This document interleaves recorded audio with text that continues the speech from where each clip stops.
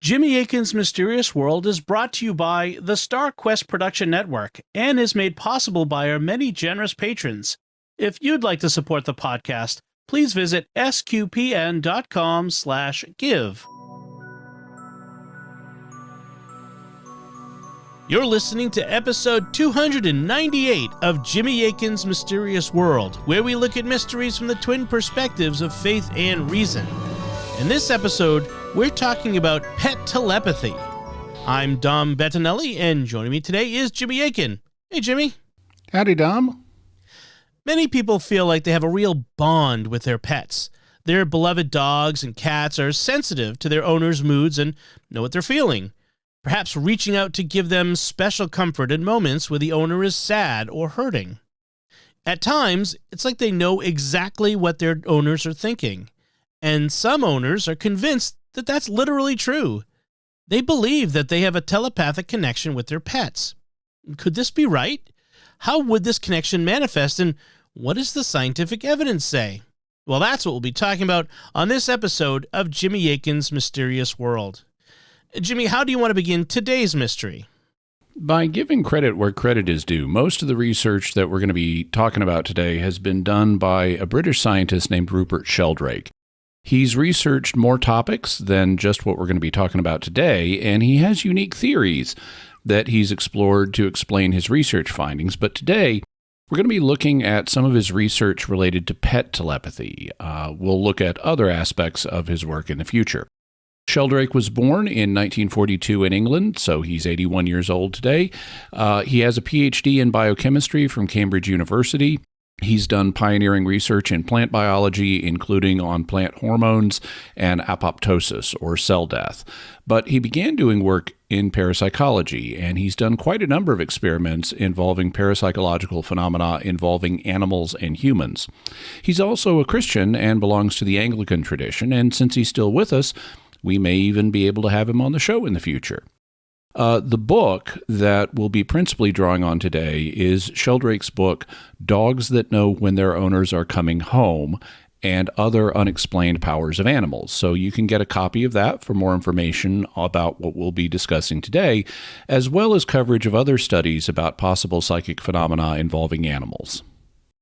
So what led Sheldrake to begin studying the question of whether pets may have a telepathic bond with their owners?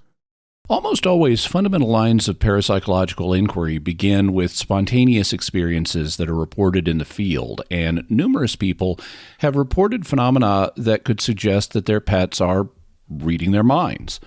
As we'll see, many of these experiences may have purely natural causes that don't involve anything psychic, but some of them are harder to dismiss that way. In our background section today, we'll look at a selection of reported experiences, and then in the reason perspective, we'll look at some of the experiments that Sheldrake has performed and what they've shown. We'll start with a reported field experience that could point to the involvement of pet telepathy. It's recorded in Sheldrake's book. When Peter Edwards arrives home at his farm in Wickford, Essex, his Irish setters are nearly always at the gate to greet him. Yvette, his wife, says they often wait for him for 10 to 20 minutes before he arrives and well before he turns off the road into his drive. She had taken this behavior for granted for years, simply thinking, Peter's coming home. The dogs have gone to the gate. Yet after reading in the Sunday Telegraph about my research on dogs that know when their owners are coming home, Yvette began to wonder how the setters knew when Peter was coming. He worked irregular hours in London and did not usually let her know when to expect him. The dogs responded regardless of which way the wind was blowing or what vehicle he was driving. The Irish setter's abilities to seemingly predict the return of Mr. Edwards is far from unique. Here is an account from Teresa Preston of Suffolk, Virginia. Her husband was the captain of a U.S. Coast Guard buoy tender and would spend a lot of time at sea, and so he came home at irregular intervals.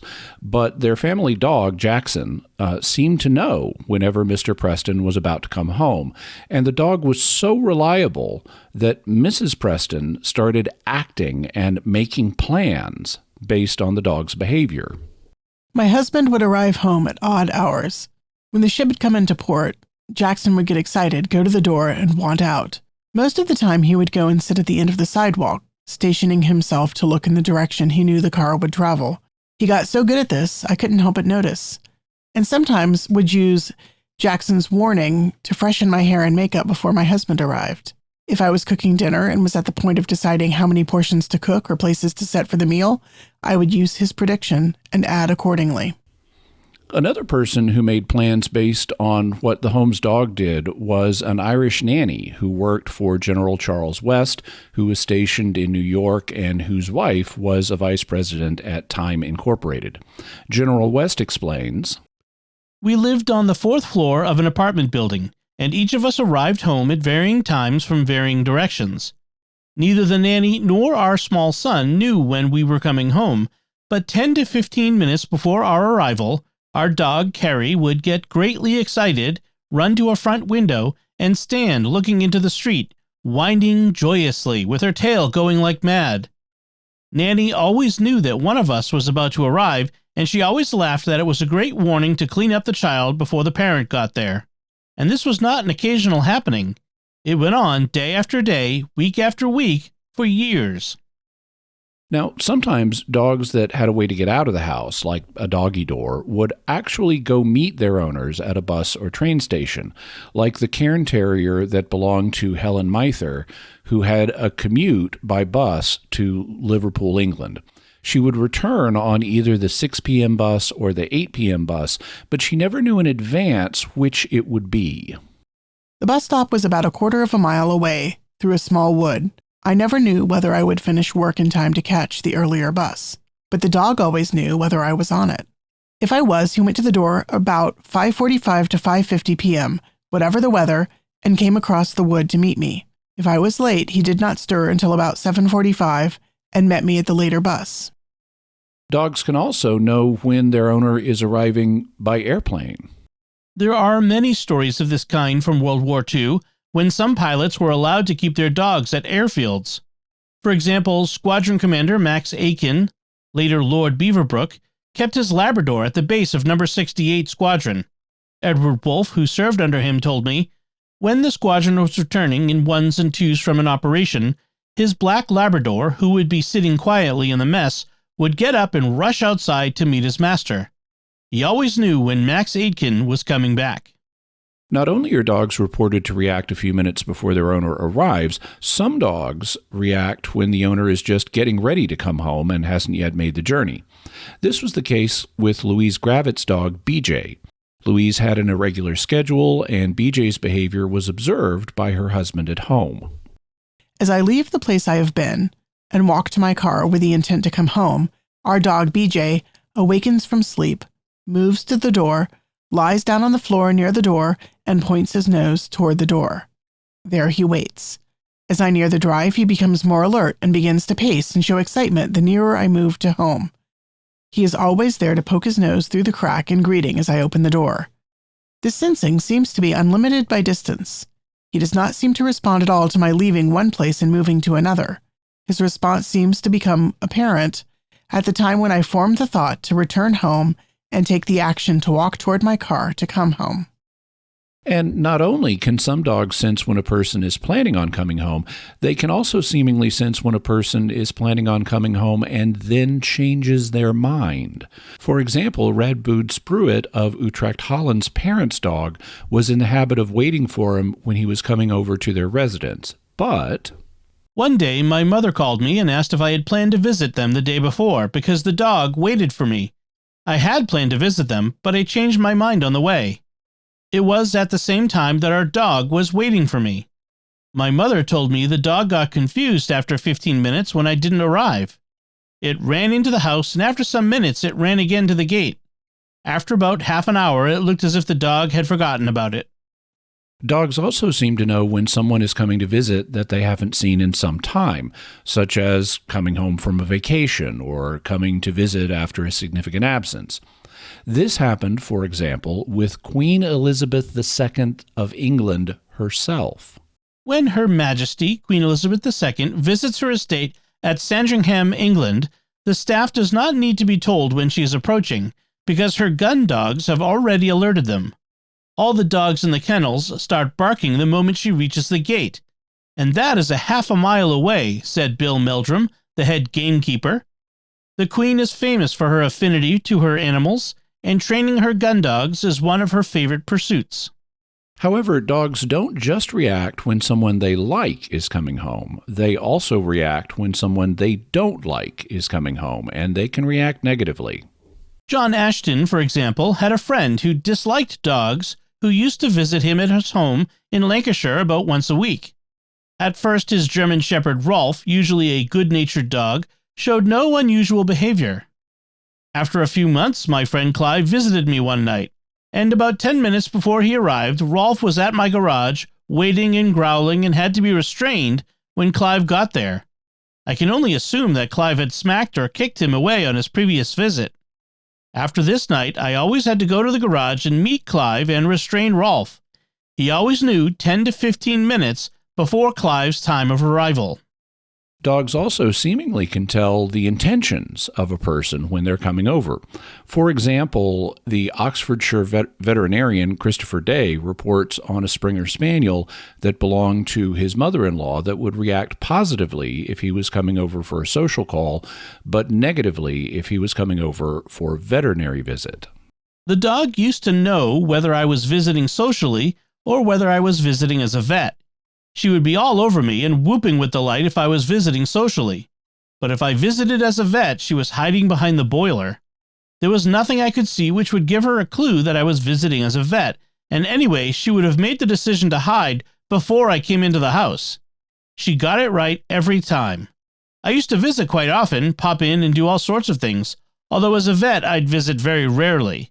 And I didn't just visit as a vet because the dog was ill. Sometimes it could be routine things. But the dog knew when I was on duty and when I wasn't." So it seems like some dogs are quite sophisticated in their ability to anticipate people's arrival. Most dogs anticipate the arrival of one or more family members, depending on who they're emotionally bonded with, but they can also anticipate the arrival of someone they don't like. And they can tell whether the person arriving is going to do something they do like, such as paying a social call, or something they don't like, such as paying a veterinary call. Sometimes they react just 5 to 10 minutes before the person arrives. Sometimes they react when the person is just about to set out on their homeward journey. And sometimes they seem to sense it when the person changes their mind in the middle of coming home, and they can get confused. It doesn't matter how the person is coming home either. It could be by car, by bus, or by airplane. It doesn't matter how far away the person is coming from, and it doesn't matter if the person has been away a long time. How common is it for dogs to display behavior like this? Well, quite common. In response to appeals to the public to send in accounts of this kind of thing happening, Sheldrake had over 1,000 people writing in with such experiences. That indicated that this type of experience seems to be quite common. But because these reports were self-selected, that is, the people had to choose to write in, it doesn't let us generate good statistics. So Sheldrake and his colleagues decided to do a telephone survey of 1,200 random households in 4 different communities. 2 communities in the UK, London and Ramsbottom, and 2 communities in California, Santa Cruz and Los Angeles. What they found was that a huge number of pet owners reported noticing their dogs displaying anticipatory behavior like this. The figures ranged between 45% and 61% of owners, with 45% of Santa Cruz dog owners reporting anticipating behavior and 61% of Los Angeles dog owners reporting it. The figures for London and Ramsbottom were between these two, and the overall average was 51%, or basically half of dog owners reporting noticing the behavior in one or more of their dogs. However, the actual number might even be higher than that, as some dog owners may have just never noticed their dogs doing it. In particular, people who live alone and didn't have anyone watching the dog in their absence might never discover that the dog was reacting before they got home. If dogs do this, what about cats? Do cat owners notice their pets anticipating the arrival of family members? They do. Not in the same numbers as dog owners, but yes, cat owners do report their pets responding to the imminent arrival of people, especially family members that they're attached to. For example, here's an account from Jean Randolph of Washington, D.C. My boyfriend gave me a kitten named Sammy for Christmas. Nearly every evening, my boyfriend would stop by my apartment after work. I always knew when he was coming because Sammy would sit by the door for approximately 10 minutes before his arrival. I had no way of giving the cat signals because I was never aware of the time my boyfriend would be coming over. He was in real estate and worked odd hours. I doubt Sammy could have heard his car, as I live in the middle of a very noisy city in a high-rise. When my mother visits, she says Sammy anticipates my arrival in the same fashion, and I take the subway. Also, just like dogs, the behavior of some cats can be so consistent that humans can make decisions based on the behavior of the animal. This was the case with Brian Rocha, who had the habit of holding unauthorized parties for his friends in his boss's guest house in Nantucket, Massachusetts, and so he could have gotten fired if he got holding these parties. During my time as an undergraduate psychology student, I took a working holiday in Nantucket. The guest house in which I worked and boarded was inhabited by a Persian cat named Minu. Its owner, my employer, insisted that she had a psychic relationship with this cat, and that when she was driving home, the cat would growl for up to 20 minutes prior to her arrival. She often illuminated this fable with amusing recollections of her feline's psychic antics, and I regularly took to jesting with the residents about her unlikely stories. One night, however, unbeknownst to my absent employer, I held a small party in the guest house. When the party was in full swing, I noticed that the cat was acting rather strange. She was arching her back, as cats do, but also growling quite loudly like a dog. Given the gravity of being apprehended in the act of partying in my employer's house, I decided to heed the cat's warning and end the party. The guests were more amused by my superstition than by the cat's imitation of a dog. Sure enough, the cat's owner arrived home 6 or 7 minutes later. The psychic cat had saved my job. I was still not convinced of the psychic nature of what had happened, and I took to observing the cat very carefully. It quickly emerged that Minu could sense the arrival of her owner even when she arrived in a different car or at an unusual time. Her predictions proved reliable even when her owner was returning to the island from the mainland by boat. I became so convinced of the reliability of the cat's predictions that I held several more parties to which the cat was cordially invited. On each of these occasions, the cat proved to be a fail-safe employer arriving alarm. Also, like dogs, cats apparently can anticipate when someone is returning from a long absence. An example is that of a cat named Moody that belonged to a woman in Switzerland named Elizabeth Biennes after she moved to Paris, France. She reports, A few days later, Moody disappeared from my parents' home and was not seen again. Every 2 or 3 months, I came home for a visit, and the cat reappeared well-fed and cared for. My parents never learned where he was in the meantime. A few days after I had gone, he disappeared again. The biggest surprise came when I turned up for an unannounced visit one day. Some hours before my arrival, the cat showed up. My mother was puzzled and thought he had made a mistake. But then I showed up too. So the cat was apparently living elsewhere after Elizabeth moved out, but it would return every few months when Elizabeth came home for a visit. Another thing that cats can have, like dogs, is aversions to specific people, particularly those who have done things to them that they don't like, and they reportedly can detect the approach of people like that also. For example, a woman in Manhattan, New York, named Mosette Broderick, tried to help her former professor by taking his cat, creatively named Kitty, to the veterinarian. She did this because when the professor himself took Kitty to the vet, the cat hated him for several days afterwards. So Mosette wanted to be helpful and volunteered to take the cat to the vet. But as the years passed, Kitty developed her disgust towards me to such a degree that my professor always knew when I was on the block. When I turned down 62nd Street from Lexington Avenue, some 200 feet and much noise away, Kitty would run and hide behind the stairs, which she only did when she expected my arrival. The curious fact here is that I would be out of hearing, sight, and smell range. In a crowded city like New York, she could not have heard me over the din of traffic. She certainly could not have seen me.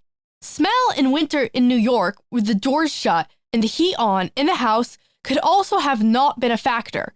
I was also not always there on the same day or time, so schedule was not possible either. You said that cats aren't reported to display anticipating behavior as often as dogs do. How commonly is it reported? Based on his asking people to send in stories of such experiences, Sheldrake got about half as many cat stories as dog stories. He got about 615 individual reports of cats displaying anticipating behavior, but he got 1,133 stories of dogs doing so. That would work out to cats being about 35% of the stories and dogs being about 65% of the stories involving these two types of pets. And when they did their telephone survey of 1,200 random households in 4 communities in the UK and California, they got similar numbers. Overall, 55% of dogs were said to show this behavior and 30% of cats were. Do pets like dogs and cats seem to show the ability to detect things telepathically other than when someone they like or don't like is coming over? Yes, dogs and cats are also reported to be able to seemingly telepathically detect other things. For example, they're reported to be able to detect the opposite of when a person is about to arrive. They're also reported to detect when a person is about to leave. Then there's something that all pets care about very much, which is when they're going to be fed. And they're reported to detect that too, even when they have no natural way of detecting the owner's intention to feed them. And they're reported to be able to detect when they're going to be taken from the home, like when dogs are going to be taken for a walk. For example, a woman named Sue Stickley reports, My dog knows if I'm thinking of going for a walk, even when I'm in a different room. I've experimented with her over the years and have noticed that no matter what time of day it is, if I visualize us going for a walk, she immediately comes running and gets excited. The opposite can happen when cats are going to be taken to the vet. As you can imagine, cats might have a tendency to hide or escape through the cat flap or fail to come home when a visit to the veterinarian is imminent. And Sheldrake reports, We carried out a survey of the veterinary clinics listed in the North London Yellow Pages. We interviewed the vets or their nurses or receptionists, asking whether they found that some cat owners canceled appointments because the cat had disappeared. 64 out of 65 clinics had cancellations of this kind quite frequently.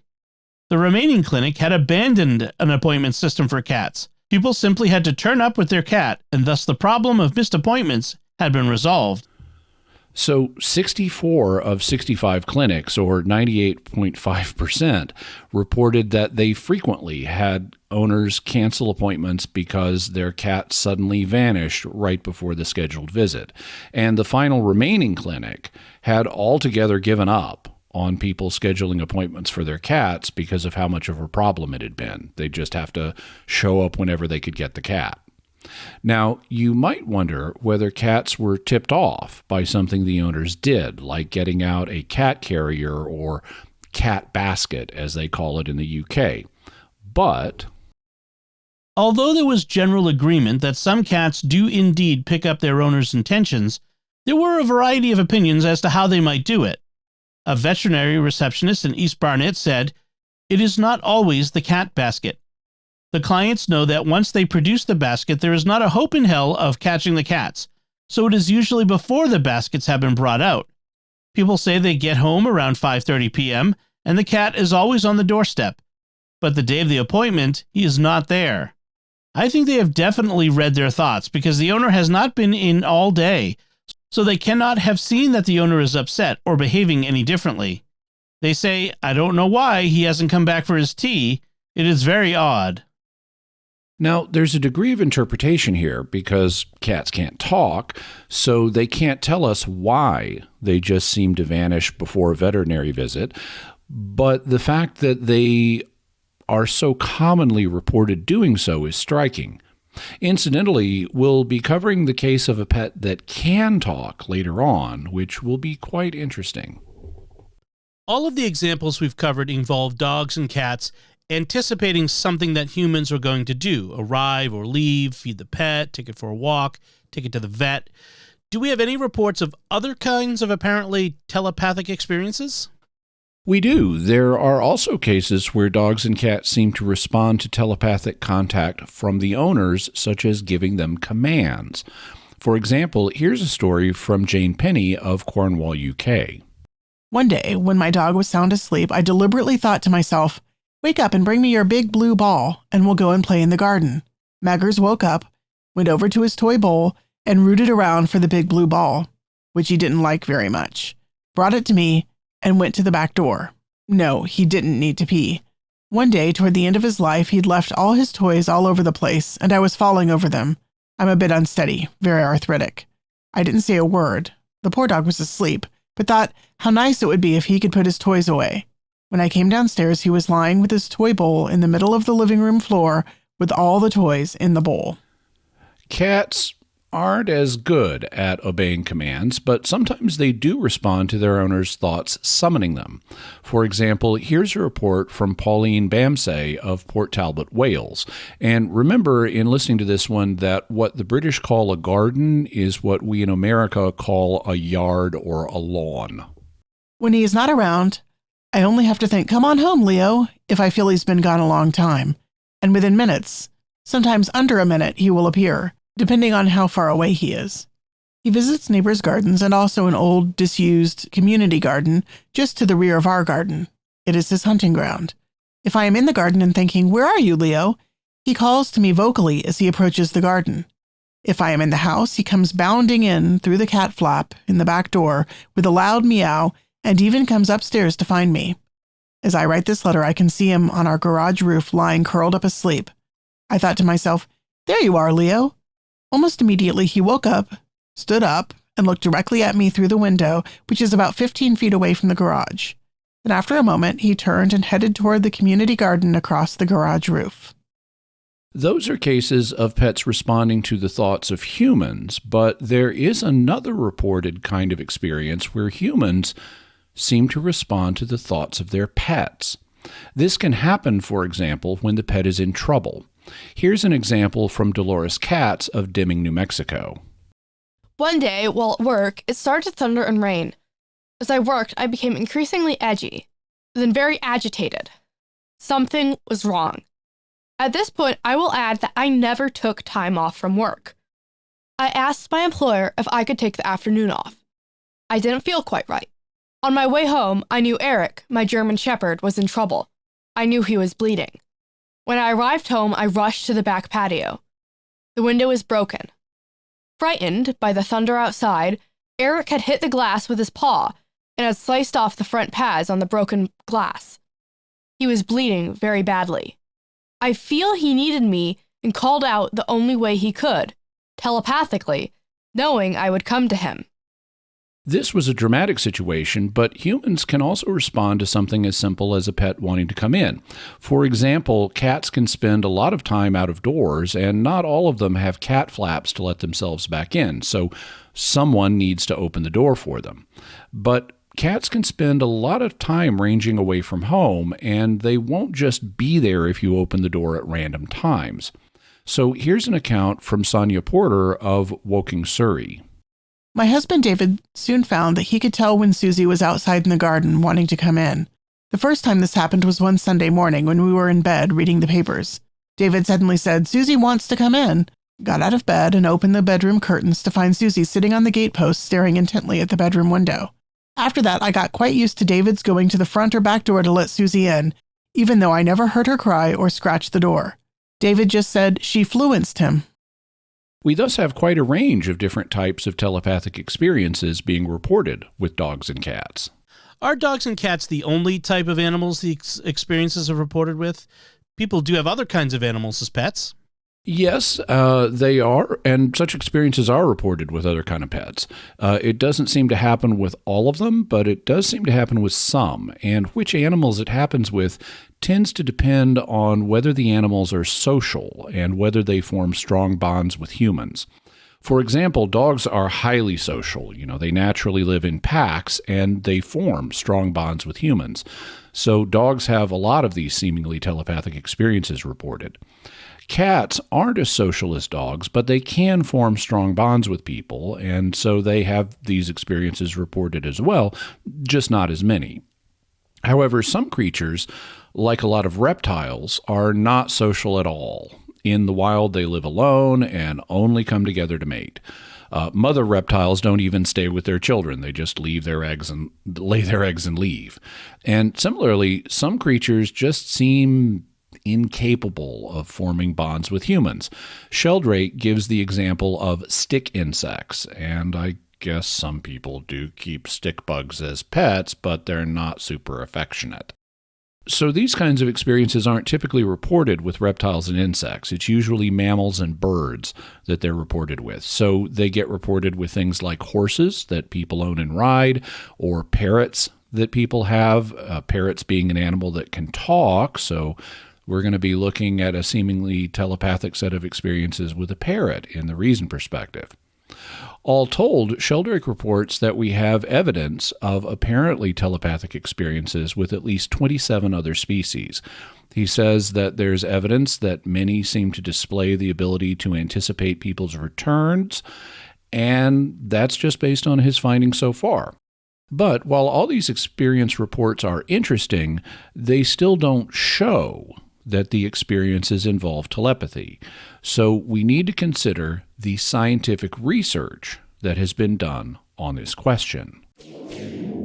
And before we do that, we'd like to take a moment to thank our patrons who make this show possible, including Michael S., Jennifer P., Theodore S., Christine M., and Carl S.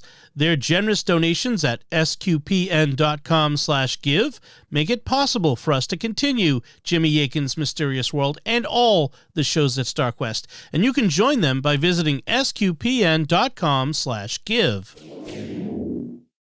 Jimmy Akin's Mysterious World is also brought to you by DeliverContacts.com, offering top brand contact lenses at always low prices with free delivery. Visit DeliverContacts.com. And by The Grady Group, a Catholic company bringing financial clarity to their clients across the United States, using safe money options to produce reasonable rates of return for their clients. Learn more at GradyGroupInc.com. So, Jimmy, what theories are there about pet telepathy? There are two primary theories. First, that there's nothing paranormal with these experiences at all, that they all have natural, conventional explanations. And second, that something psychic is happening. However, here we need to consider another question. Is telepathy the psychic ability being displayed, or is it something else? All right, so what can we say about pet telepathy from the reason perspective? You said that there are possible natural explanations for these experiences, so what would they be? Well, there are several basic types of natural explanations, and as always, in any paranormal investigation, we need to consider the natural explanations first, and only resort to a psychic interpretation if the normal explanations don't work. The first possible natural explanation is that the experiences are hoaxes, that the people who report them are just lying.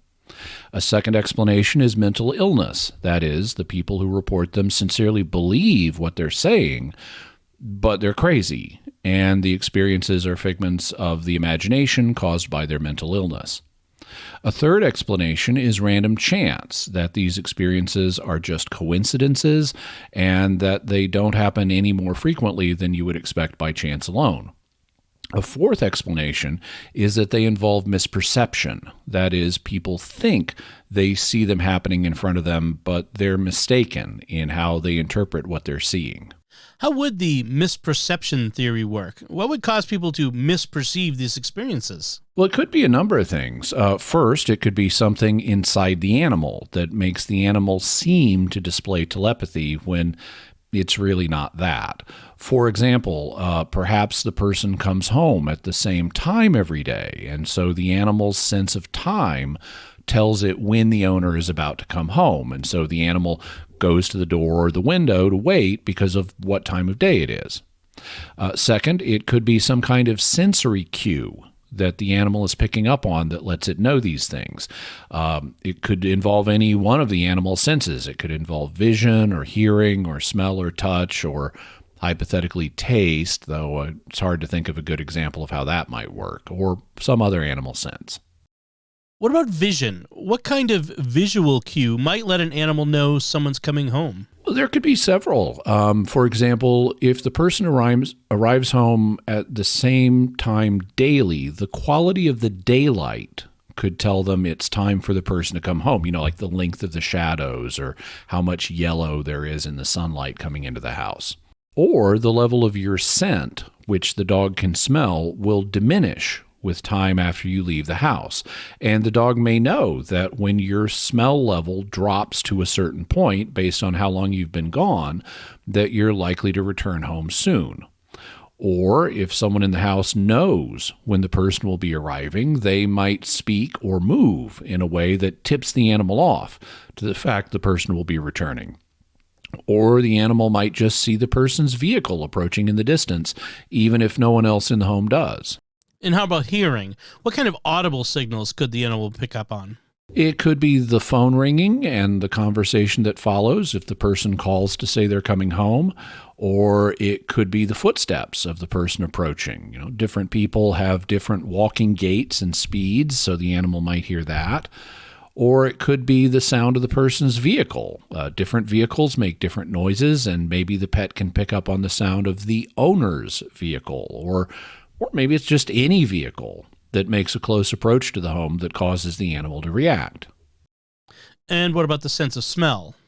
Well, people do have individual scents, and pets are very good at picking up on them. That's why they sniff things so much. So your dog knows your scent, and your cat knows your scent, so maybe that's what's alerting them. They're smelling you coming from a distance. Or maybe it's the smell of the vehicle's exhaust that the animal is picking up on. Perhaps that's what tells it that you're approaching. Or maybe there's some kind of scent in the house that the animal associates with the person's arrival, like the smell of someone cooking dinner just before the person arrives. Or maybe we humans give off some kind of pheromone that we can't smell, but our animals can smell when we're anticipating a family member returning. And how about touch? Well, if someone in the house knows about the return and the animal's in physical contact with the person, then that person might move or squirm or otherwise communicate the return by touching the animal or through touching it. If those are possible sensory cues that could alert an animal that you're coming home, what do you make of all the other possibilities that could explain the behavior? They are not all equally promising. For example, I doubt that all of the more than 1,000 people who sent Sheldrake reports or who answered questions for the telephone survey were lying. Maybe some of them were hoaxing, but not that many. So that's not a good general explanation for these experience reports. The same thing applies to mental illness. They cannot have all been mentally ill. More promising than that are the random chance and misperception explanations for the experiences. Do you think that the misperception explanation experiences are all equally good? No, many of them just don't fit the reports we have. For example, many of the experiencers we heard from thought about and were able to rule out time of day considerations as explanations of what their pets were doing. They said that they were coming home at different times of day, not at a consistent time, and the animal was still reported to respond just before they arrived home. Similarly, the idea that the pet may be smelling someone or at least their vehicle as they approach only works if the wind is blowing in the correct direction and if the doors and windows of the residence are open, which they often aren't, especially when it's really cold and you have the heater running, or when it's really hot and you have the air conditioner running, and which certainly doesn't apply if you're living in an apartment high up off the ground. I won't go through each of the misperception proposals individually, but if you go back through them and compare them to the experiences that we heard about, or just think about how likely they are to be the case, you'll see that they aren't all equally good. However, we can't provide evidence for pet telepathy in a scientific way just by studying spontaneous field reports.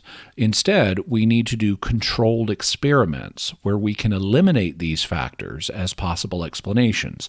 So now we're going to look at some controlled experiments that were done with a dog named Jaytee.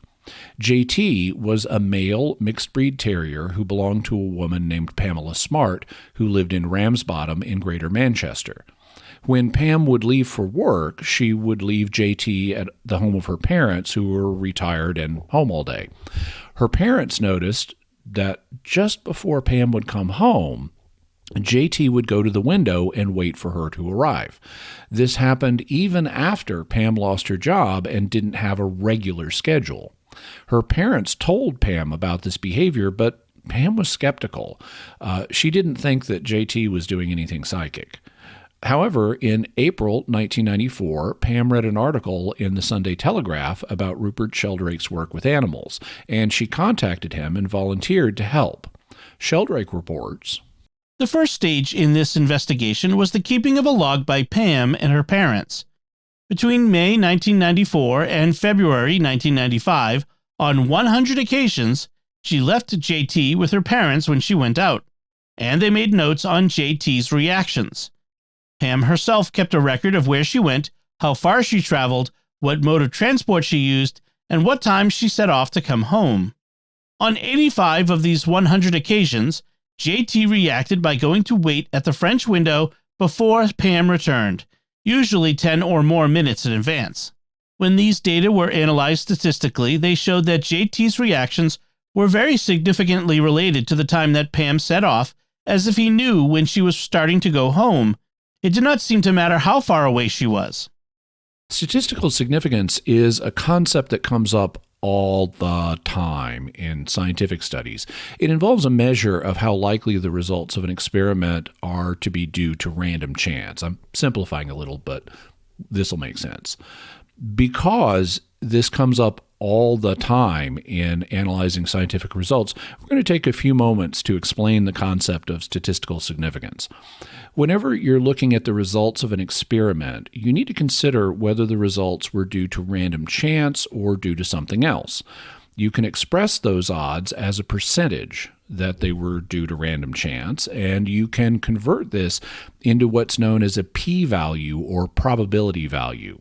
If the p-value is high, then the probability that your results were due to random chance is high. But if your p-value is low, then the probability that your results were due to random chance is low. P-values always range between 1 and 0. So if your p-value is 0.9, that means there's a 90% likelihood your results are due to just random chance. If your p-value is 0.5, then there's a 50-50 likelihood your results are due to chance. And if they're 0.1, then there is only a 10% likelihood that they're due to chance. So the smaller the p-value, the more likely it is that you found an effect that isn't just due to chance. How low does the p-value have to be to consider the results notable? The conventional answer was provided by a man named Sir Ronald Fisher. He lived in the 20th century, and he was a mathematician, statistician, biologist, and geneticist. Fisher more or less arbitrarily picked a value of 1 in 20 as being significant. If there was less than a 1 in 20 likelihood that the results were due to chance, Fisher thought that was significant. Not proof, but significant. Mathematically, 1 in 20 works out to 0.05. So if the results of an experiment have a p-value of 0.05 or less, scientists usually consider them to be statistically significant. Like I said, a value like that doesn't prove that the effect is real, but there is only a 1 in 20 chance that it's due to just randomness, and so scientists generally consider that to be statistically significant.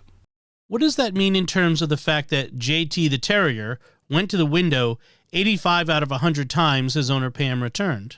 When Sheldrake calculated the odds that Jaytee would have gone to the window this many times when his owner was returning, they calculated that it had a p-value of 0 0.0001. Well, 0.0001 is way below 0.05. So that's clearly statistically significant.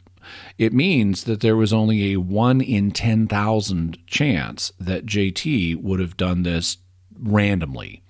And in a 1 in 10,000 likelihood that this was just due to random chance, well, that's a pretty strong indicator it's due to something else, like psychic phenomena, if you can eliminate the other possible causes. And since the experiment ruled out multiple natural causes for how Jaytee could have known that Pam was returning, it looked fairly promising here. Still, this was just the first phase of the investigation that they did. They then did a second phase in which they didn't just keep a log of Pam and Jaytee's actions. Instead, they videotaped Jaytee, and they did more than 120 trials using the videotape method, including some control trials that I'll tell you about. As part of these, they sought to control for the most plausible natural things that could explain his behavior. They had Pam come home at different times of day, sometimes in the morning, sometimes in the afternoon, sometimes at night. They had her return after long, medium, and short absences, so it wasn't the length of time she was gone. In many cases, Pam simply decided when she would return home, something that was unknown to anyone caring for Jaytee. And in other cases, even Pam didn't know anything about when she would be coming back. Instead, Sheldrake generated random numbers to determine the time, and he sent her a message on a beeper to tell her when it was time to start for home. All of this, the different lengths of the absences, the different times of day, and the last moment, in the moment decisions by Pam, and the randomly determined times, meant that there was no set pattern that Jaytee could anticipate. They also put Jaytee in different environments. Sometimes it was Pam's parents' flat or apartment. Other times it was at her sister's residence, and sometimes Jaytee was left alone in her own home. This meant that they'd be testing Jaytee's abilities in different environments so that it couldn't be a unique quirk of a particular environment that let him know when Pam was coming home. And in the fact that nobody staying with Jaytee knew when Pam would be returning meant that they couldn't give it away. They also had Pam travel in different vehicles, so Jaytee couldn't get a clue from a particular vehicle to predict her return. Afterwards, they had the videotapes of Jaytee analyzed by judges who were blind, meaning they didn't know when Pam was going to return when they started watching the video. And they listed every time Jaytee visited the window area, how long he spent there, and what he was doing there, such as, barking at a passing cat or sleeping in the sun. The purpose of gathering this data was to see how much time Jaytee spent visiting the window when Pam was away, because, it wouldn't mean a lot if he spent the whole time at the window when Pam was away, or if he visited it every couple of minutes when she was away. It only suggests something significant if he rarely interacts with the window except when Pam is about to return. So what kind of results did they get? Well, the results were extremely significant. One way that they looked at the data was the amount of time Jaytee spent at the window during 3 periods. The first period was the main segment of Pam's absence, and they called this the main period. The second was the 10 minutes before she started returning home. They called this the pre-return period. And the third was the 10-minute period when she was actually traveling home. They called this the return period. For the experiments where Pam decided in the moment when she would head back, only 10% of the time Jaytee spent at the window was in the main period of Pam's absence, but 30% of the time he spent at the window was in the pre-return period, the 10 minutes before she started home, and 55% of the time that he spent at the window was during her return period. For the experiments where Pam was sent a beeper message at a random time telling her to come home, the pattern was similar. On these occasions, only about 5% of Jaytee's time at the window was during the main period of Pam's absence. About 25% was in the 10 minutes before she started to return. And again, about 55% of the time he spent at the window was during Pam's return journey. So we can see that the time Jaytee spent at the window is bunched up towards Pam's return. Only 5 to 10% of his window time happens when Pam isn't either returning or about to return. So it isn't the case that he would just hang out at the window or visit it frequently when she was away. Another method they used was looking at how much time Jaytee spent at the window as Pam's absences went long. To calculate this, they divided Pam's absences into long, medium, and short absences, and they averaged how many seconds he spent at the window in 10-minute blocks. The pattern that we see is very consistent across all three lengths of absences.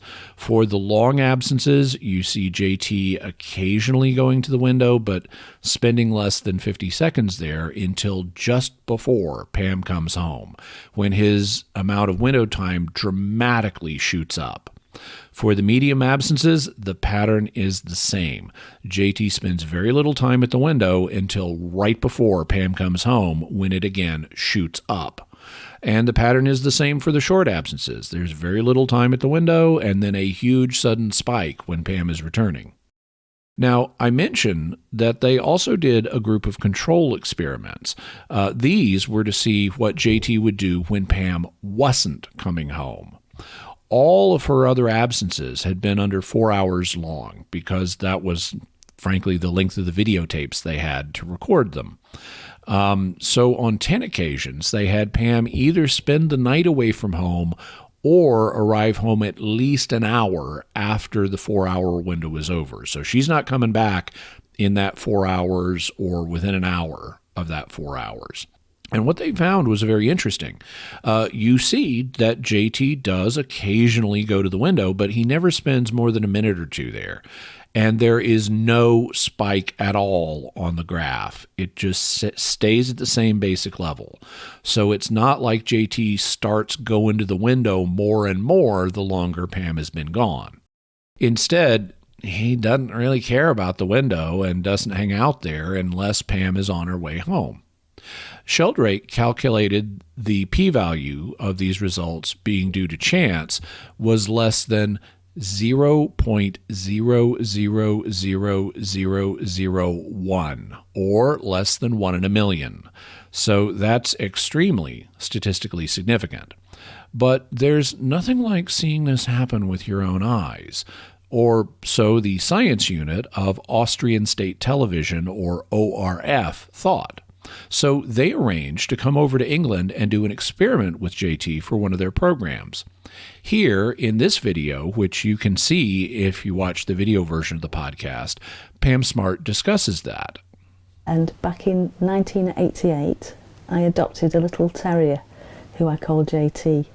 And I used to leave him next door with my parents in their flat. They noticed that he seemed to know when I was coming home. This happened whether it was in the morning or in the evening. It didn't seem to matter when I came home or how I came home. He always seemed to know. In early 1994, a friend gave me an article from the Sunday Telegraph wanting people to get in touch if they appeared to have dogs that knew when their owners were coming home. So I replied to the article and got in touch with Dr. Rupert Sheldrake, and then he contacted me, and we started to do experiments with Jaytee, because of course I didn't believe that Jaytee did this, but clearly he did. So we did about 100 detailed experiments on Jaytee's behaviour, and we had to rule out routine, so we came home at different times, and sometimes I didn't know when I would be coming home, so there would be completely random times, and sometimes I came home in a taxi because we wondered whether he could hear my car, or I would come home in a friend's car, or even on foot. These experiments ruled out all the obvious explanations of Jaytee waiting for me by the window at the time that I used to come home. It couldn't have been the routine, it couldn't have been hearing. So Rupert Sheldrake believed that because we'd ruled all these things out, that we were left then with Jaytee picking up my thoughts and using some form of telepathy. In November 1994, the science unit of the Austrian State Television got in touch, ORF, and they wanted to do their own experiment with Jaytee.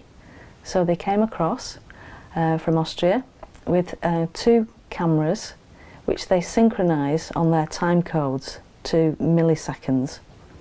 One camera stayed with Jaytee and my parents in their flat, and the other camera took me off in and around Ramsbottom, and they'd film me intermittently during the day. And we were out for nearly 4 hours. And then I was sat down on one of the benches in Ramsbottom and I was asked, right Pam, so do you think of Jaytee now? We are going home, this is a time that we choose. And at that point, what you see on television is they split the screen, and Jaytee was asleep at my mum's feet. And at this very second, well, 5 seconds into me being told that Pam, we're going home, Jaytee gets up and walks across and takes a position up by the window where he waits for me. Now, parapsychology is a controversial science, so when Sheldrake and Smart's work with Jaytee became known, it attracted the attention of the hardcore skeptical community. Pam explains, when the Austrian footage was shown on British television, the skeptic Richard Wiseman said it could be explained by hearing or routine and not telepathy. Except things like hearing and routine were the very things that Sheldrake and Smart had eliminated the possibility of by having Pam return at unknown, unpredictable, irregular times, and by having her return in different vehicles and even walking on foot. So there was no familiar noise that Jaytee could be listening for. So Rupert Sheldrake and I invited him to come and do his own experiments with Jaytee. Richard Wiseman came to Ramsbottom and did 4 experiments. He did 3 experiments at my mum and dad's and 1 at my sister's, and he got exactly the same results that we've been getting with Jaytee. The data shows in the Wiseman experiments that during the main period of my absence, Jaytee went to the window 4% of the time when I wasn't coming home, and 78% of the time he was at the window when I was coming home, which replicated the experiments me and Rupert Sheldrake had been getting. So here we have an independent replication of the results, and by a skeptic no less. When you look at the data from Richard Wiseman's experiments, they show exactly the same pattern that Sheldrake and Smart found. Wiseman did experiments with a long, a medium, and a short absence, and they show the same patterns as Sheldrake's data. With the long absence experiment, Jaytee barely goes to the window until just before Pam's return, when there's a sharp spike of him hanging out at the window. With the medium absence experiment, we also see Jaytee barely going to the window and then spike before Pam's return. And with the short absence experiment, Jaytee spends hardly any time at the window except the predictable spike before Pam's return. So Wiseman found exactly the same pattern that Sheldrake and Smart did. Jaytee didn't spend all his time at the window, he didn't visit it repeatedly for long visits, and he didn't visit it more often the longer Pam was gone. The spike was consistently associated with the time of her return and nothing else. But hardcore skeptics got a hardcore skeptic. And hardcore skeptics often don't want to admit that they found evidence for the paranormal, even when the data is staring them in the face.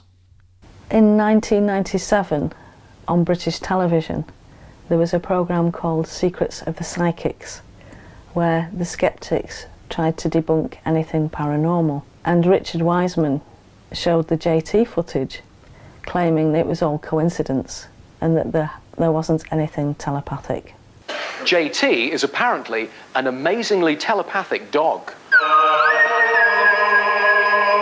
Jaytee the dog's telepathic talent was shown on the paranormal world of Paul McKenna in what was billed as a genuine experiment. Psychologist Richard Wiseman, one of the guests on the show, found himself wondering whether the story served up to the viewers was as remarkable as it seemed. So he set up his own experiment. We filmed him continuously over a 3-hour period, and at one point we had the owner randomly think about returning home from the remote location. And yes, indeed, Jaytee was at the window at that point. What our videotape showed, though, was that Jaytee was visiting the window about once every 10 minutes. And so under those conditions, it's not surprising he was there when his owner was thinking of returning home. These clips that Wiseman showed make it look as though Jaytee was continually going to the window. And if we look at this one, we can see that Jaytee is just reacting to some dogs walking past outside. And in these clips, which he was trying to use as a way of debunking, I am actually coming home, and that's Jaytee reacting to me coming home. I was astonished and appalled to read headlines and stories in the British press with Richard Wiseman claiming to disprove Jaytee's abilities. The Times: psychic dog is no more than a chancer. Daily Mail: how Jaytee's homing instinct came unstuck. The Independent: pets have no sixth sense, say scientists. The Daily Telegraph: psychic pets are exposed as a myth. Pam Smart and I conducted 2 series of experiments with Jaytee. The first of 100 tests was not filmed, and the second series was filmed on videotape. The videotaped experiments showed very clearly the time course of his behaviour. When Pam was not coming home, he very rarely went to the window. When she was coming home, he was there most of the time. Averages from 30 different experiments are shown in these graphs. The last 10 minutes of the graph is the first 10 minutes of her homeward journey. It's shown with a filled circle. And in every case, he's at the window most when she's on the way home. Sometimes he went to visit the window for reasons nothing to do with Pam coming home, like barking at passing cats or dogs. But we've shown all those instances in these graphs. Richard Wiseman's experiment showed essentially the same pattern as can be seen from these graphs. I pointed this out to him when we met in September 1996, but he paid no attention to what I said and never mentioned my own research, 100 videotape trials compared with 4 that he did at Pam and my invitation. The reason he was so keen to debunk this claim is that he's a committed skeptic. He believes that psychic phenomena are impossible. And because they're impossible, then people who make these claims must be either foolish or fraudulent, and there must be some flaw in the experiment. In 2012, Richard Wiseman published a book called Paranormality, where he continues with the Jaytee experiments and trying to debunk them, despite Rupert Sheldrake and I pointing out that his claims are completely untrue. And if there's one thing I've learnt, it's to be sceptical of the skeptics. And yeah, skepticism needs to be pointed in every direction, including at the hardcore skeptics who often can't admit what the data is revealing. Incidentally, in his book, Dogs That Know When Their Owners Are Coming Home, Rupert Sheldrake reports that Richard Wiseman did eventually concede that his 4 experiments showed the same pattern as Sheldrake's 120 experiments. Also, the Sciencyclopedia's article on Jaytee states, in a 2009 podcast interview with Alex Tsakiris, Wiseman conceded that the patterning in my studies are the same as the patterning in Rupert's studies. It's how it's interpreted. He added, so I say by looking at his data that, yeah, there may well be something going on, and argued for more rigorous research. So Wiseman did concede that he saw the same pattern in Jaytee's behavior, and he had to concede that there, quote, may well be something going on, close quote, meaning something anomalous based on the data. Of course, if pet telepathy is real, it doesn't all come down to Jaytee, and Sheldrake thus has done experiments with other animals. For example, they did another replication of the owner anticipating experiments with a dog named Kane, and the results were the same. Kane was only at the window 1% of the time when his owner was away, except for the period when his owner was in the process of returning home. Sheldrake calculated the p-value of this being due to chance as 0.0002, or odds of 1 in 5,000. We won't go through that experiment in detail, but we will have a link so that you can read the scientific paper yourself. It sounds like we have some scientific evidence for animals being able to sense their owner's return. But how do we know this is because of telepathy? Couldn't it be some other form of ESP? In principle, it could be, and figuring out which form of ESP is behind a phenomenon is a classic issue in parapsychology. In this case, you could propose that the dog's ability to sense their owner's return is due to telepathy and picking up on their owner's thoughts as they're returning or about to return. Or you could propose that it's due to precognition. That is, the dogs are picking up on information from the future, where they see their owners returning. It is very difficult to conclusively rule out precognition from ESP experiments, but in his book, Sheldrake does take on the issue of whether this could be precognition rather than telepathy, and he acknowledges that in some cases animals may be using precognition. But he thinks that telepathy is the more likely explanation for these cases.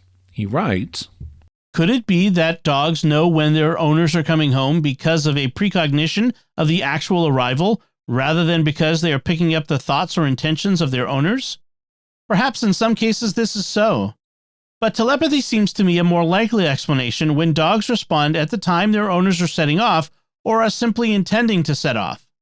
Telepathy also seems a more likely explanation for the responses of animals when their people reach a crucial stage in their journey home, such as disembarking from a plane, boat, train, or bus. One way of distinguishing the possible roles of telepathy and precognition is to look at what happens when people change their minds. If they set off homeward and then the journey is interrupted, what happens? If the animal's response is precognitive, that is, if the pet foresees the person's arrival, it should not react when a person's journey is aborted. If it is responding telepathically, it should react to the intention to come home, even if the person does not arrive. And as we heard earlier, there are reports of dogs responding when a person starts to come home and then getting confused when the person changes their mind. That's more suggestive of telepathy than precognition. It sounds like we have scientific evidence for the ability of some animals to predict their owner's return. Do we have evidence for other forms of telepathy among pets? We do, and we're going to look at two cases of that. The first involves a set of dogs that were owned by a woman named Jan Fennell. Jan Fennell has 7 dogs.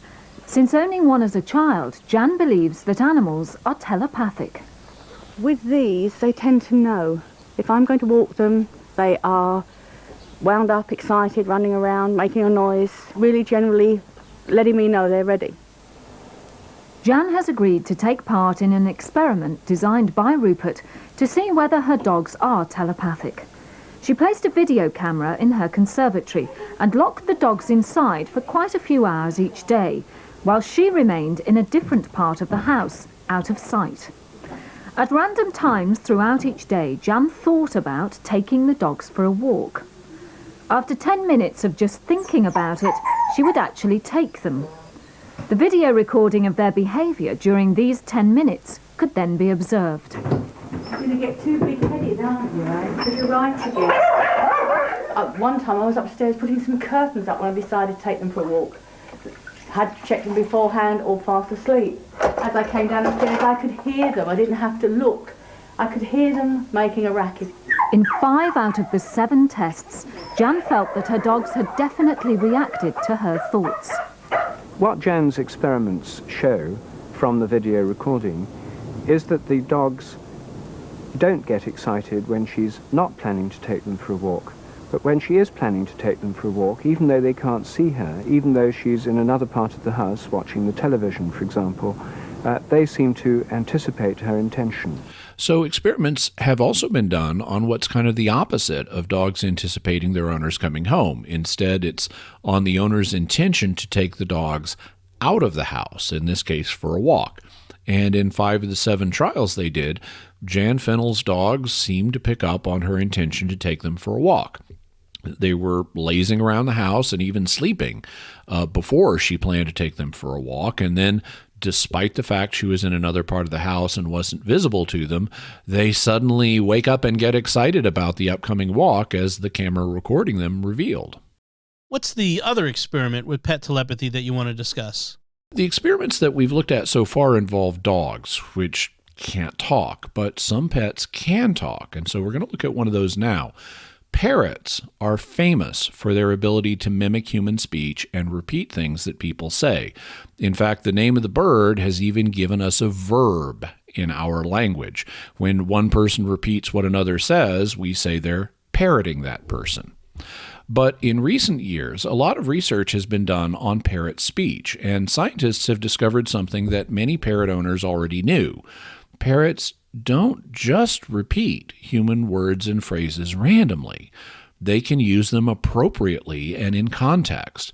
They can even creatively form simple sentences to communicate what they're thinking, sentences that they haven't just heard people say and that make sense in context. And they can learn hundreds and even thousands of words. So they have a really impressive language using ability that can be trained to approximate that of a 2 or 3-year-old human child, only with better pronunciation and mimicking abilities than a small child has. Unsurprisingly, given what we've discussed in this episode, parrots seem to be like dogs and cats and appear to display telepathic connections with their owners. For example, Deb Whitebread of Missouri City, Texas, reports that her family's African gray parrot, whose name was Rocket, would anticipate the return of her husband, Ron. She says, Ron taught Rocket to say hola when he comes in the door. Then I noticed that Rocket would start saying hola about 10 minutes before Ron came home. It was not like he could hear his car or anything like that. Ron works a crazy schedule and comes home at different times.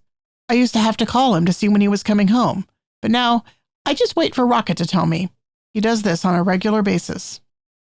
Of course, anecdotal stories like this need to be put to the test under controlled conditions, and now a new person enters our story. Her name is Amy Morgana, and she lives in New York State. After hearing about how advanced parrots' ability to learn language can be, she started training an African gray parrot named Nkisi to speak. And she trained him the way you would train a human child, by using words repeatedly in sentences, like teaching the word water by saying things like, "Do you want some water? Look, I have some water in this glass." By the time Nkisi was 12 years old, in 2010, the year we made contact, he had a vocabulary of about 1,500 words, though it was smaller than that when they actually did the experiment we're about to talk about. That experiment happened because as she trained Nkisi, Amy started noticing that the bird seemed to know what she and her husband were thinking. He would say words connected with things they were thinking about, even though they hadn't said those words out loud. And Nkisi couldn't visibly see what they were thinking about.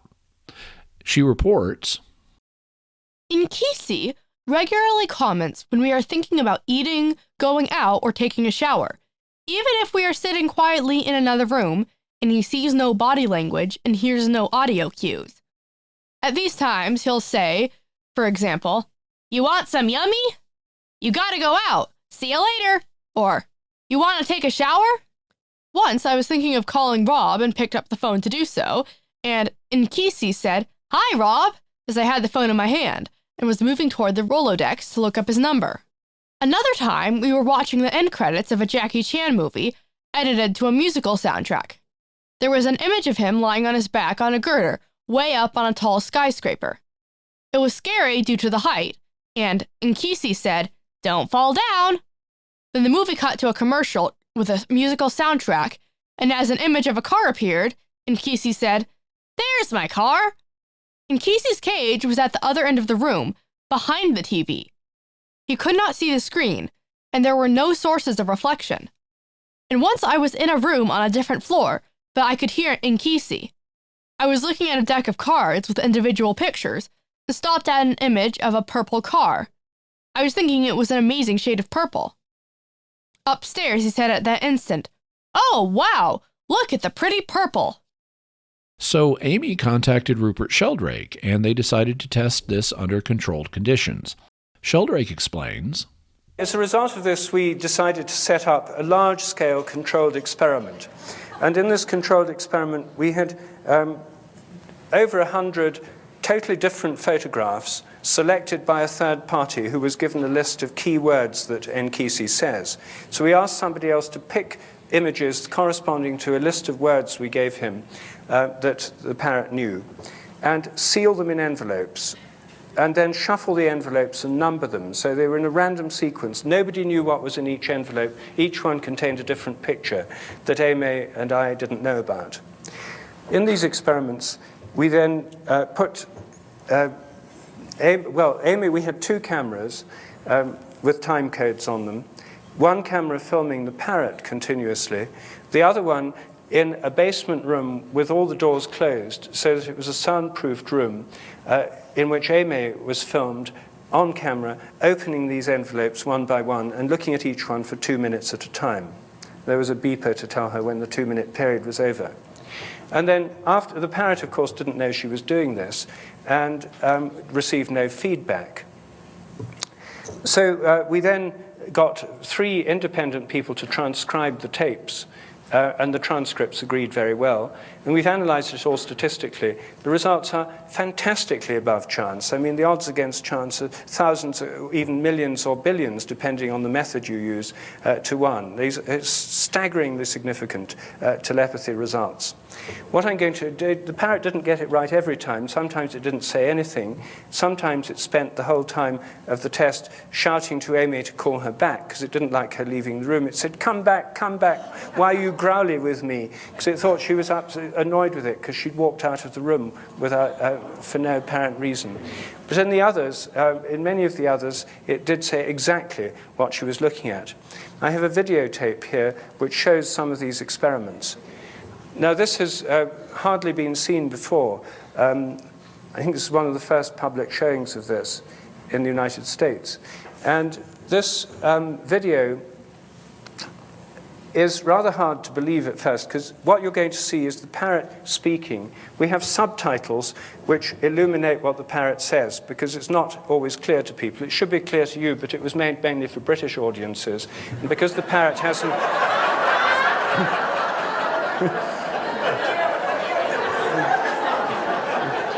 The parrot has an American accent, so... What year was this done? This was done in 2000. So in this experimental setup, Amy is about 55 feet away from Nkisi. She's in the basement on a different floor of the building, and she has the doors shut. She also doesn't say anything during the experiment, and even if she did, Nkisi couldn't hear her and get clues about what she's looking at. Nkisi also can't see anything where Amy is, so he can't physically see the pictures that she's opening and taking out of the randomly shuffled envelopes. And he doesn't even know that he's supposed to read her mind and say what she's looking at. Of course, unless he reads her mind and figures out that's what his job is. I also want to say a word about the transcripts that they had made. They used 3 different people, 2 Americans and 1 British person, to make 3 different transcripts of what Nkisi said. And the people making the transcripts were blind, meaning they did not know what pictures Amy was looking at. They're just listening to Nkisi. They're not seeing the pictures. So since the transcribers were asked to judge what Nkisi said, I'll refer to them here as judges, which is a standard term that's used for those who were asked, usually blindly, as in this case, to evaluate the data that results from an experiment. Now, here are several clips of what Nkisi says when Amy opens several of the envelopes. And for the benefit of our audio podcast listeners, I'll tell you what the picture is and then repeat what Nkisi said according to the experiment's judges. So in the video version of the podcast, you see a split screen. Amy is opening an envelope and looking at a picture she takes out of it. And on the other side of the screen, we have Nkisi verbalizing as she's doing that. So first, Amy opens an envelope that contains a picture of a flower. From now on, all the words you hear are the parrot. You don't put the take a flower. See you later. I'm gonna go get take a flower. Yeah, you remember I had to fix the flower. And I go, can you fix the flower? We gotta go to camp the flowers on out. I gotta put some fix the flower. And some fix the flower. Stop there, put here, get the flower. Look at the flower. Yeah. So in the time that Amy is looking at the picture of the flower, Nkisi was heard by the blind judges to say, "You could put the take your flower. See you later. We've got to go get picture flower. Yeah, you're better, and you get the picture's flower. You may go take a picture flowers. You got to go get camera. Put the flowers on now. I got to put some picture flower. That's a pic of flower. Look at pic, little flowers. Yeah." And you can then hear the timer beep to tell Amy to open another envelope. In the next clip, Amy opens an envelope that contains a picture of a couple, a woman and a man, walking down a beach in bathing suits. My pretty mug.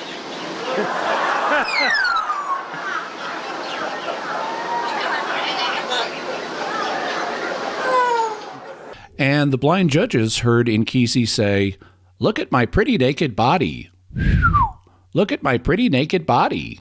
And yes, that line always gets a laugh.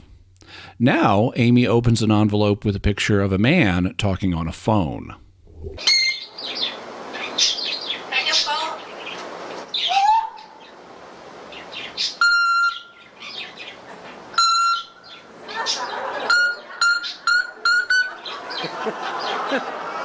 What you doing up phone?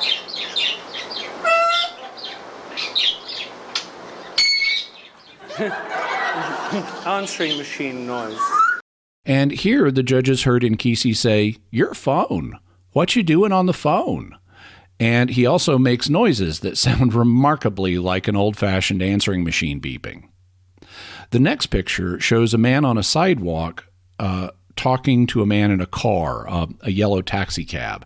And the man in the car is sticking his head out of the car window to talk to the guy on the sidewalk. And the guy in the car is also pointing as if to give with his hand, as if to give the guy on the sidewalk directions.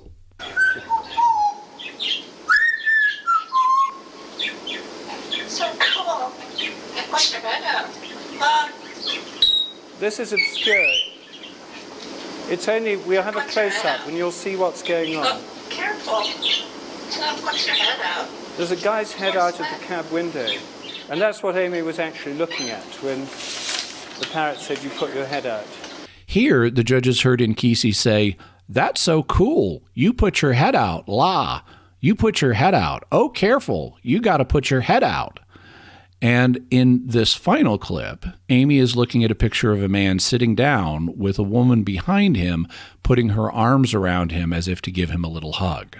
Oh, can I have your hug? Can I give you a hug? Your hug? And the judges heard Nkisi say, "Oh, that's your hug. Can I give you a hug? Your hug?" And remember that the judges were completely blind to what Amy was looking at. So what they heard Nkisi say was in no way influenced by the pictures. The matches between what's in the pictures and what they transcribed Nkisi as saying is due purely to the audio of the parrot speaking. Sheldrake concludes, Well, as you see, this is sort of really off the end of the scale of anything else that's happened. And there are quite a lot of parrots that respond telepathically to their owner's thoughts. There are probably no others quite as advanced as this one. There are many parrots that know when people are telephoning and who call out who's about to telephone before they phone, or parrots that know when people are coming home and actually announce by name the people who are coming. So this is a fascinating area of research, and it's one that's just opening up at the moment. We'll have a link to the paper that Sheldrake published about the experiment with Nkisi. Overall, Amy looked at 131 images, and Nkisi said a keyword associated with that image in 71 of the trials.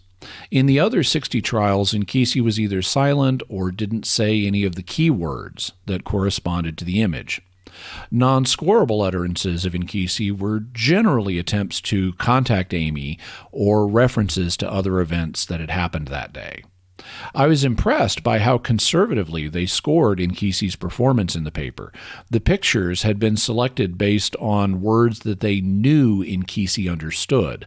But if Inkisi didn't say a keyword associated with the image, they didn't score it as a hit.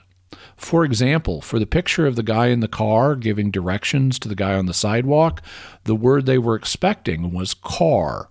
But Inkisi didn't say car. Instead, he said, "You put your head out. You put your head out. Oh, careful. You got to put your head out." And the driver of the car did indeed have his head out. But because Inkisi didn't say car, they didn't score this one as a hit. But despite this conservative scoring, when you analyze the data, they got p-values of 0.00025 and 0.0002, which would be odds of 1 in 4,000 or 1 in 5,000 of being due to random chance, and on a quite conservative system of scoring and p-value calculation. Before we leave the reason perspective, let's ask a couple of general questions. First, from the reason perspective, why would animals develop telepathic abilities? Well, for the same reason that animals develop any characteristic. If a characteristic arises in a different species and gets passed down to its descendants over the long term, it's because it confers an evolutionary advantage. It confers some kind of benefit that will help the animal to survive or reproduce. For example, in his book, Sheldrake writes, "The context for anticipatory behavior is the way that many dogs welcome their owners home with great enthusiasm. Unless they are well disciplined, they try to jump up and lick their owners' faces, just as puppies greet their parents, with their tails wagging so vigorously that the whole hindquarters become part of the movement. Wolf greetings are similar. When cubs are weaned, they start soliciting food from their returning parents or other members of the pack. When the adult approaches with food in its mouth, they crowd excitedly around, wag their tails, assume gestures of submission, and jump up to lick the corners of the adult's mouth. In adult wolves, the same kinds of behavior develop into ritualized greetings. Most attention is directed to the highest-ranking animals." So the greeting behaviors that wolf pups do with their parents are part of how they solicit food. That behavior has been passed on to dogs, and that instinct is part of why dogs greet humans by trying to leap up and lick us in the face, even though the dogs are not expecting us to release food from our mouths when they do this. The instinct to greet others in this way is still there. But if you're a wolf pup and this is how you get your food, then you can see how it would help you survive if you can sense when the adults in your pack are coming home so that you can be there and be ready to get fed. Wolves are also pack hunters, and being able to use telepathic anticipation to coordinate the members of your pack would be a definite survival advantage. Fundamentally, telepathy would represent a form of communication, and if you think about it, that could be really useful for a species, especially for species that don't have language to communicate with. Such species could have an evolutionary incentive to develop telepathy even more than a species like ours, which has robust language-using abilities to fall back on instead of using telepathy. Are there any other reason perspective issues you'd like to consider? Yes, I wonder about the factors that could affect pets' abilities to establish telepathic connections with their owners. One factor seems to be the sociability of the animals. Dogs and parrots are both very social animals. Dogs naturally live in packs, and parrots naturally live in flocks, so they are highly social animals. And pets like Jaytee and Inkisi both perform really well with their owners. On the other hand, cats are not as social, and although they are reported to sometimes have strong connections with their owners, they aren't reported to do so as often. And there are solitary and unfeeling animals like reptiles and stick bugs that usually don't get reported as having telepathic connections with humans. But I wonder how long an animal has to be domesticated and whether that may also play a role in pets' abilities to read their owners. For example, dogs are apparently the first animal that we domesticated. The process of domesticating them from wolves seems to have begun between 20,000 and 30,000 years ago, so they've been living alongside of us for a long time. By contrast, according to some estimates, sheep were domesticated around 11,000 years ago, cats were domesticated around 10,000 years ago, horses around 6,000, and so on. I wonder if it might take time for a domesticated species to learn how to read humans this way. If so, then the longer an animal has been domesticated, the better they could form telepathic links with their owners, in which case dogs would have a marked advantage over other animals. On the other hand, if they've already learned to telepathically link with other members of their own species, then they might just be able to plug and play with humans by incorporating us conceptually as members of their species or their pack. And it may not require time for them to learn how to read humans. That could be the case with parrots, which are not a domesticated species. We haven't been keeping them in our homes for tens of thousands of years. Whether the length of domestication thus plays a role in this is something that we'd need further research to determine, and research on animal telepathy has only just begun. What can we say about pet telepathy from the faith perspective?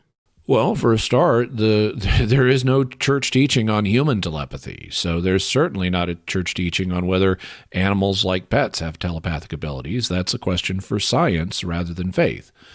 There have been Christian philosophers and theologians who have expressed opinions about telepathy, though, and one of them is St. Thomas Aquinas. He believed in what you could call active telepathy, which is how he thought angels communicate. The idea is one angel would actively reveal its mind to another, and the other then learns what that first angel is thinking. This would be different than what you could call passive telepathy, where one angel could pick up on the thoughts of another angel that is mentally passive, that's not actively trying to send thoughts.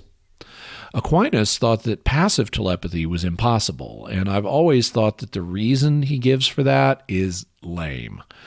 We can talk about that more in a future episode, but Aquinas has a Bible verse that he thinks rules out passive telepathy, and he's simply not understanding the verse correctly. He's misinterpreting it. So I think he's rashly dismissed the possibility of passive telepathy. In fact, we have a good bit of scientific evidence for passive telepathy in humans, which we can also talk about in a future episode. But in this episode, we've heard quite a bit of evidence for passive telepathy with animals. In the experiments we heard about, the humans were or may have been trying to use active telepathy. Amy Morgana was actively trying to send her thoughts to Nkisi in the photograph experiment, and Pam Smart may have tried notifying Jaytee when she was coming home during the experiments about her return. But this wasn't the case with all the spontaneous experiences we heard about. In every case, people initially noticed that their pets seemed to be picking up on their thoughts when they were telepathically passive, when they weren't trying to actively send their thoughts to the pets. That was the case with Amy Morgana before the experiment, who noticed that Nkisi seemed to be picking up on her and her husband's thoughts without them trying to send to Nkisi. And that was the case with Pam Smart, who definitely wasn't trying to send to Jaytee and who didn't even believe her parents when they told her that her dog was anticipating her arrival. And that was the case with how all the other people learned about their pets seeming to display telepathic abilities. It arose in situations where humans weren't actively trying to send their thoughts to the pets, and so that would be evidence for passive telepathy. Anything else we should say from the faith perspective? Well, in episode 203 on Animal Afterlife, we discussed the classic arguments for the idea that animals don't have an afterlife, and I concluded that those arguments are unpersuasive, and I pointed to evidence that we have that at least some animals do have an afterlife. We don't know whether psychic functioning is also linked to having an afterlife. It could be that you could use ESP even though your consciousness goes extinct at death, but if you need an immortal soul in order to be able to function psychically, then the evidence for pet telepathy would be another argument for animals having an afterlife. So, Jimmy, what's your bottom line on pet telepathy? I think that the spontaneous experiences that people report of their pets seeming to read their minds are impressive. And I understand how these experiences could lead pet owners to think that their animals really do know what they're thinking on some occasions. But we can't look at spontaneous experiences as proof, because pets are often very attentive to their human owners, and they may pick up on cues that their owners don't realize. That's why we need scientific research on pet telepathy in controlled settings where you can eliminate the normal cues that the animal might use. This research has only been done in the last few years, but the results have been quite impressive. As we saw in this episode, Jaytee the terrier and Nkisi the African gray parrot were able to perform really impressively under controlled conditions in situations that seemed to go way beyond random chance, and that seemed to exclude any normal, non-psychic way of them getting the information they apparently had. But, as always on Mysterious World, you can make up your own mind. And Jimmy, what further resources can we offer to the listeners and viewers? We'll have a link to Rupert Sheldrake's book, Dogs That Know When Their Owners Are Coming Home. Also, the Sci Encyclopedia article on Rupert Sheldrake. Another Sci Encyclopedia article on Jaytee and pet telepathy. We'll have a link to a 1998 paper on Jaytee for the Journal for the Society of Psychical Research. A year 2000 paper on Jaytee for the Journal of Scientific Exploration, another year 2000 paper on the dog Cain, who they also did a replication with, from Anthrozoos, a 2003 paper on Nkisi from the Journal of Scientific Explanation. We'll have a link to the video of the Austrian television test of Jaytee, also information about Richard Wiseman's failed debunking of animal telepathy, a 1996 Telepathy in Dogs BBC segment, and the talk that Rupert Sheldrake gave concerning the Nkisi experiment, a major clip from that. Excellent. And now it's time to hear from you. What are your theories about pet telepathy? Does your dog or cat seem to know when you or someone in your family is coming home? Have you had other experiences when one of your pets seemed to know what you were thinking? You can let us know by visiting sqpn.com or the Jimmy Akin's Mysterious World Facebook page, sending us an email to feedback@mysterious.fm, sending a tweet to @mys_world, visiting the StarQuest Discord community at sqpn.com/discord, or calling our mysterious feedback line at 619-738-4515. That's 619-738-4515. And I want to say a special thanks to Dom's wife, Melanie, and his daughter, Isabella, for helping us with the readings today. Also want to say thanks to Oasis Studio 7 for the video and animation work they did on this episode. And if you're an audio podcast listener, I'd really encourage you to watch the video for this episode at my YouTube channel, youtube.com/Jimmy Akin, because there's nothing like seeing split screen with Pam Smart being told time to go home, and Nkisi Jaytee wakes up and goes to the window, or seeing Pam Smart looking at a picture and seeing in split screen and hearing exactly what Nkisi is saying, as you can see the visual situation. So do check out the video version of the podcast, and you can see what Oasis Studio 7 does. They're available for hire. So if you have video animation and editing needs, be sure and contact them. Also, while you're at my channel, I am trying to grow it, and you can help with that. If you like comment, and subscribe, then that tells YouTube that you found the video engaging and that other people might find it engaging too. So it'll show it to more people. So just by liking and commenting and subscribing, you can help the podcast and the channel grow. And be sure when you subscribe to hit the bell notification so that you always get a notification when I have a new video out, whether it's Mysterious World or one of the other videos I produce every week. Jimmy, what's our next episode going to be about? Next week, we're going to be looking at a long-standing rumor regarding the Vatican. The rumor is that the Vatican has been connected with a machine known as a chronovisor that would let you view any point in history anywhere in the world. Essentially, it was a time scope or time television. And I'd always dismissed this, but I recently learned there was more to the story. And so we're going to be learning about the highly respected Italian priest and exorcist who says that he worked on the chronovisor and who was the one who announced it to the world. Fascinating. Folks, be sure to share the podcast with your friends and write a review in Apple Podcasts or wherever you get your podcasts from. That helps us grow this community and reach more listeners. You can find links to Jimmy's resources from our discussion on our show notes at mysterious.fm/298. And remember, to help us continue to produce the podcast, please visit sqpn.com/give. Jimmy Akin's Mysterious World is also brought to you by Great Lakes Customs Law, helping importers and individuals with seizures, penalties, and compliance with U.S. customs matters throughout the United States. Visit GreatLakesCustomsLaw.com. And by Rosary Army, featuring award-winning Catholic podcasts, rosary resources, videos, and the School of Mary online community, prayer, and learning platform. Learn how to make them, pray them, and give them away while growing in your faith at rosaryarmy.com and schoolofmary.com. And by Tim Shevlin's personal fitness training for Catholics, providing spiritual and physical wellness programs and daily accountability check-ins. Strengthen yourself to help further God's kingdom. Work out for the right reason with the right mindset. Learn more by visiting fitcatholics.com. Until next time, Jimmy Akin, thank you for exploring with us our mysterious world. Thanks, Tom. And once again, I'm Dom Bettinelli. Thank you for listening to Jimmy Akin's Mysterious World on StarQuest. Can I have a kiss? Okay. Can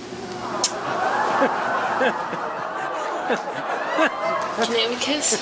Hurry up. Okay. Can't reach you. Okay. Yeah.